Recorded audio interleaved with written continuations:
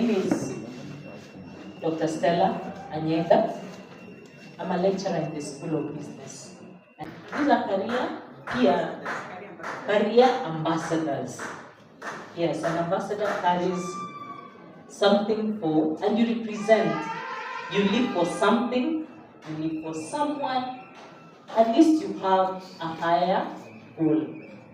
And now I want to start today. What I'm going to present is about the art of innovation and entrepreneurship. So you may wonder, why are you as a career ambassador being told about innovation and entrepreneurship? This is because jobs are hard to come by in this country. She has told you, you'll find a job in the most unlikely place and in the most unlikely career, something you did not even study about, you learn along the way. How many have heard of Mahatma Gandhi? Mahatma Gandhi, you are afraid of saying, where was he? You can chorus the answers. Where was he found? In India. In India. What was he there?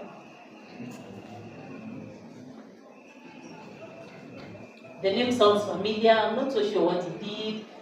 Okay, maybe history students will help us, but Mahatma Gandhi was a leader of the Indian nation, and he particularly led the nation at the time they wanted independence from the British.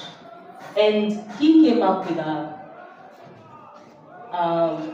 way of fighting. All countries that wanted to chase away the colonizers or wanted to be decolonized or to push away the oppressors, they were using force. But one thing Mahatma Gandhi did, he innovated his way. It was called the non-violence strategy. It was civil disobedience. The things they're told to do, arrange these things like this, they don't do. Go wash your hands like this, they don't do. So he led a civil disobedience. But one thing, he was a very visionary leader. Despite that, so he was able to control. Currently, the population of India is over 1 billion people. So you can imagine how many times Kenya can go into that population. The reason I have brought him up is to just tell us there are things he called the 7 sins. The 7 sins of humanity. 1, wealth without work. Do we see it all the time? You have heard of entrepreneurs. You see a 16-year-old, then he tells you he's worth 7 billion. Then you're asking yourself, when was he born? When did he work? When did he amass wealth? True or false? So I'm wondering whether I resonate. So the first sin he called for humanity was wealth without work. You don't want to put in the work, but you want to be wealthy. And that is why you have many people doing the wrong things. Then there is the second sin he calls pleasure without conscience. So to you, so long as you can get it, take advantage of people, do all the bad you can, but still it pleases you, that is another sin he calls of humanity. And that's where you find there are people who will come and dump things that are not good in other people's backyards. Knowledge without character. You're here learning a degree, wanting to earn and excel in your field, but your character is wanted. He called that another sin of humanity. The other one was commerce without morality. And that's where we will have pedophiles, we have human parts trafficking. No, there is no morality there. You're just doing business and you don't care how you're getting it, whether you're going to slaughter people and sell those kidneys, that's fine. So that is commerce without morality. Then science without humanity, where you use human beings. So these are things he defined, and I will just be relating them to how they come into innovation. Then we are talking about religion without sacrifice and politics without principle. Because when we have someone who has no principle leading us, we will have a serious problem in what we do. So when you look at all that, he actually speaks to our world today, where if I can make out a kill out of the money that I'm given to do the CDF projects, and I can amass wealth for myself and give the students 3,000 bursary, while their school fee note is at 100,000, and I'm confidently jotting down 3,000. Is that a good thing or a bad thing? Does that money belong to an individual or does it not? See, that's public funds. Yes, morality, politics without principle, how we do things without thinking. So when we are coming to talk about entrepreneurship, you're here in school, and entrepreneurship is not only taught in the school of business, and unfortunately this generation, most of you are not choosing Bachelor of Entrepreneurship and Management. It's one of the courses that didn't pick up this season because we didn't get any applicants. I hope we managed to mobilize some to come for it. But across the world, in the private and public sector, entrepreneurship is one of the best places you can learn because it teaches you how to identify opportunities in a world that seems like there are no jobs anywhere. So it's about sharpening your ideas, and it's about creating value for individuals in society. Because for any person who started to do any product, anything we do, they are solving a problem and they are actually enhancing the living standards of any people living in a society. For example, let me ask, how many of you here do makeup? None. Even though they do. I know nowadays even men do makeup. So right now nobody wants to. But does that thing add value? Does it not? Whoever applies for people makeup, do they make money or not? Okay. Did somebody begin that thing? Was it somebody's idea? Did it solve a problem or not? Yes, especially when you want to look like really beautiful. I know if I told you today I'm sponsoring you for a professional photo shoot, how many of you will go for makeup? These people here, they don't even touch makeup without football, so let me stop it there. So, I'm only trying to tell you that when we are talking about entrepreneurship and innovation, it is something you create that is going to solve a problem for society, and it adds value to people's lives. Yeah, we can do without makeup. You can even do without applying any cream or lotion on your skin, and you'll still survive, you won't die. But when you apply that cream on your skin, then there is some value it adds. You're smoother, you look better, you look nicer. So it adds value. So when we're talking about entrepreneurship, it's a way of thinking, a way of reasoning, and acting that looks on pulling or taking advantage of an opportunity. An opportunity here can present itself. I'll give an example. Somebody said that when Kenyans were walking on the coast, they saw leaves and sand. When other investors came to the same place where people were seeing sand and leaves rolled to the shore, somebody saw millions of dollars. Is the hotel industry in Mombasa thriving or not? Yes. Do you walk into that hotel for free? Or have you ever traveled from your home, wherever it is? Mine is here in Kisii. Do I leave Kisii to go and just walk by the beach that is empty, or I have to sleep somewhere? Enhanced life. Way of thinking, reasoning, and taking up an opportunity. You have to start thinking like that as a university student, wherever you are. Look, you've been admitted wherever class you are. Last year we had 8,000 students. This year we have close to another 7,000. So first and second years alone in this university, working on the grounds of this university between September and December, first and second year, about 15,000 people. If you sold a lollipop to 50 students a day, and your lollipop is 10, how much do you make?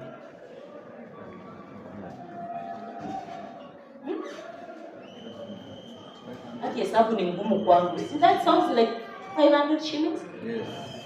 500 shillings in case of you didn't want to inama. Can it feed you for the day? Yes. Will you have any loose change left? Yes. Huh? Yes.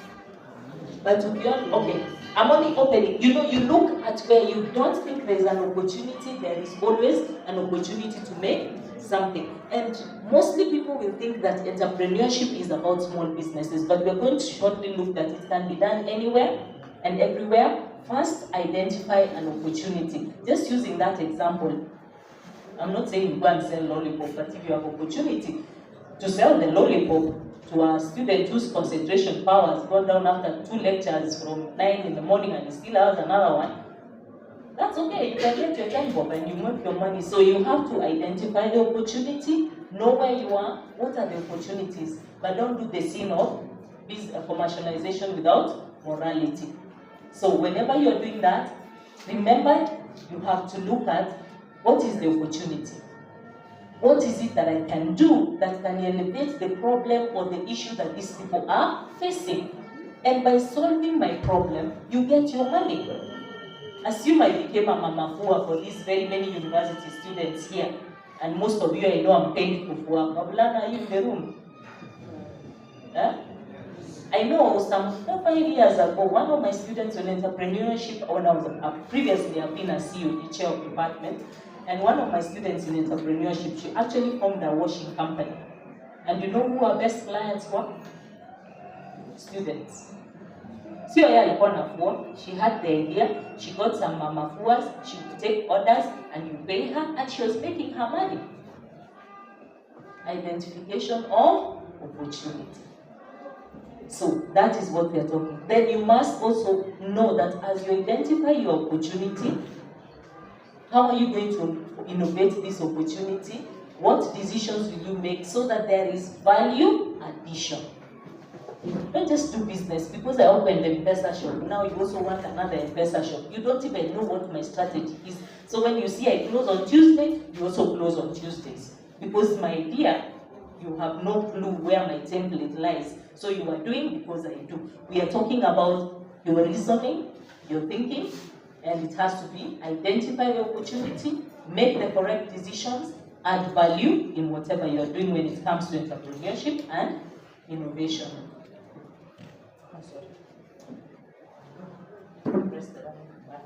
So why do people get into entrepreneurship? For young people, one of the reasons will be you desire to have some extra money, you desire to exploit an opportunity, you desire to exploit your talent. You know, some of you here, apart from coming for BSc, nursing or BSc, I don't know which one, or Bachelor of Commerce or Bachelor of Human Resource, you also have talent. Some of you can do very good big work, some of you can do very good hairdressing, some of you, there are things you do. That is one way you want to exploit your talent, because hairdressing makes money, people are making good money out of that. And then mostly, what pulls you, we have what pulls you and what pushes you. Some of the things that pull you is financial incentive. You're broke, you finished your scholarship money, now you want some other extra money. You will want to do business. So those are some of the pull factors that will take you there. And then you also want to exploit your talent, your opportunity, the financial incentives. The other thing that can take you there is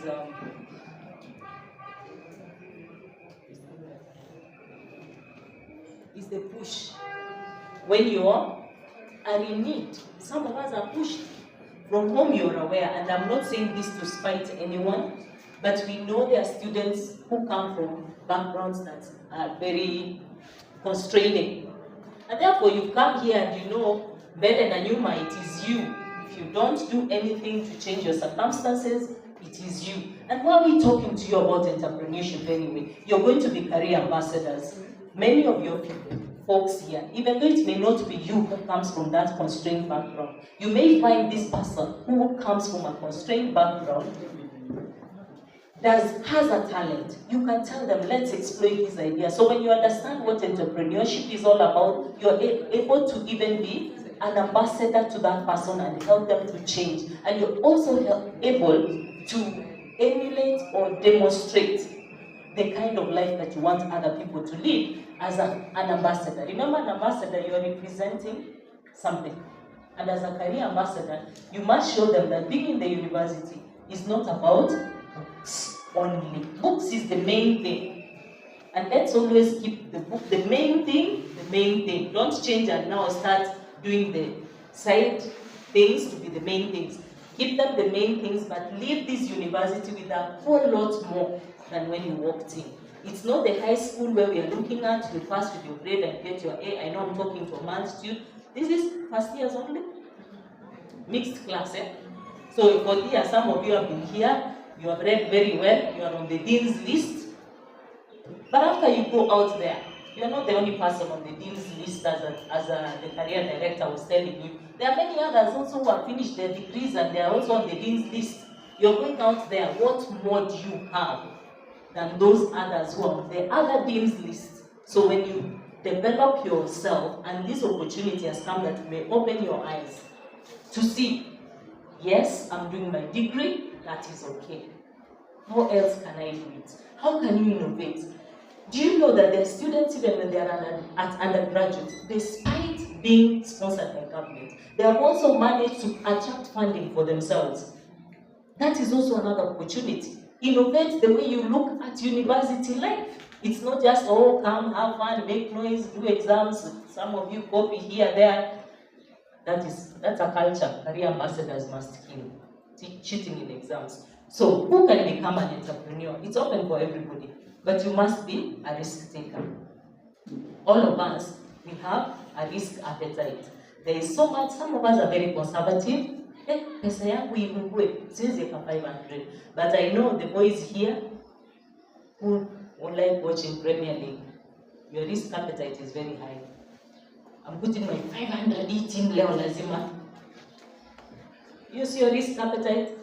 You're willing to lose a 500 for. Anyway, these are rich students. 500 ni bure kabisa kwao. So they will, let me use a higher figure. You're willing to stake 2,000 for a match.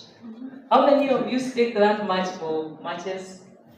That is risk taking. So are you willing to risk 2,000 from that money that you're given, or your upkeep, or your scholarship fund, whatever it is, and you want to use it to invest? Because investment is risk. There is the propensity you can lose it or you gain from it.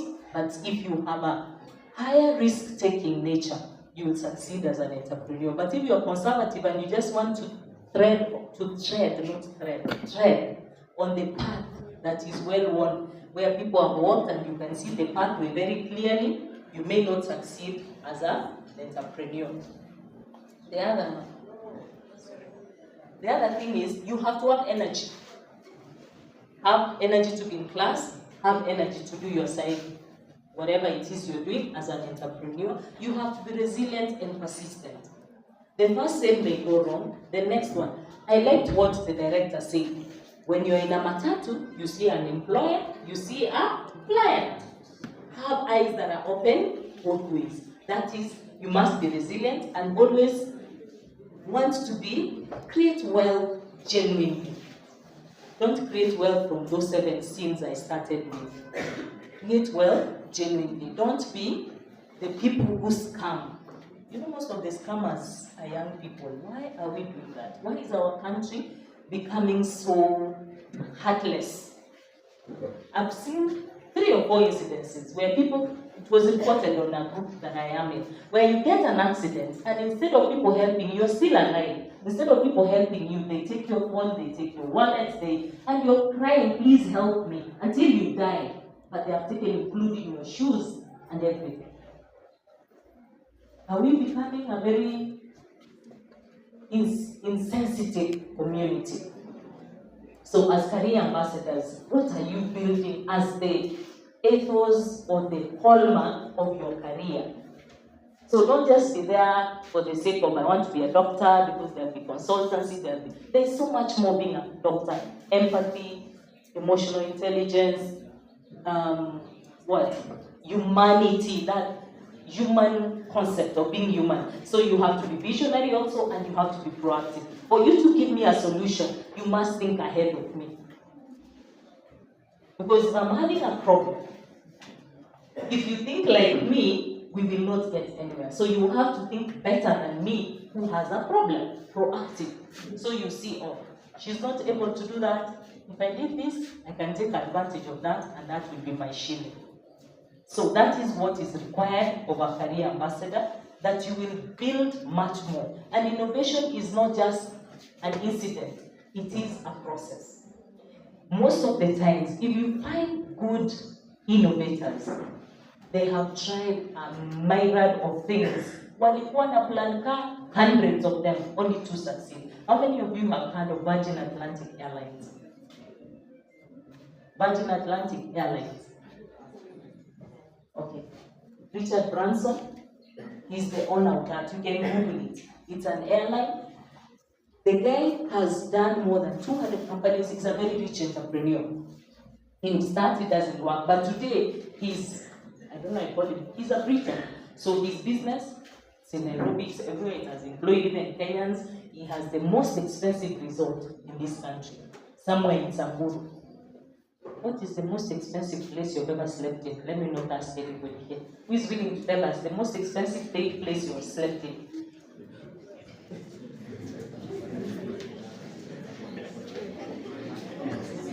Okay, his places where he has attended somewhere in Samburu. You know, in Samburu, that is nature. He's actually selling nature. In his resort, they use a lot of solar and it's exquisite, it's exclusive, a night goes for $1 million. There you go. What did I say? And he's telling to us what we have in our backyard. Why? He thought better than me. He was proactive in his thinking. He said people are tired of towns and cities and they have money to spend. I will make them spend it and give it to me. Innovation, entrepreneurship. He's actually having a company, he calls it the Galactic.